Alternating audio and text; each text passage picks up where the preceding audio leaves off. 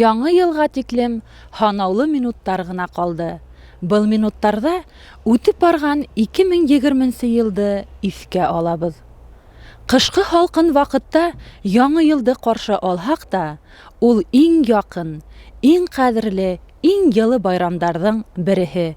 Сөнки ул гаилә байрамы. Уны гаиләбез, тугандарыбыз, яраткан кешеләребез, дусларыбыз менән бергә каршы алабыз. Һәм был байрам йылыһы безне ел әйләнәһенә ташламас дип ышанам.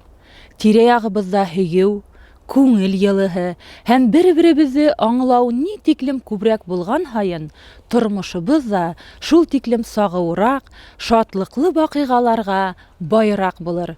Без инде күптән Кыш бабайга ышанмасак та, мөгъҗизәгә ышанабыз.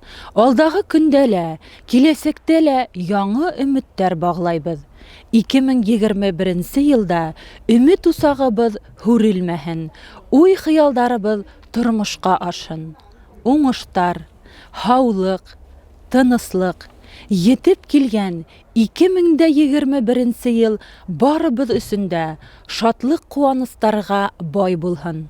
2020 елда булган борсулар, күңелһез хәбәрләр, уңышсызлыктар, югалтулар, язгы ташкындар кебек безне калдырып китһеннәр.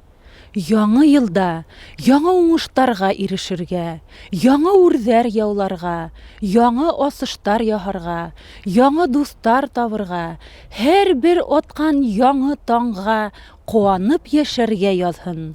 Байрам менән, яңа ел менән.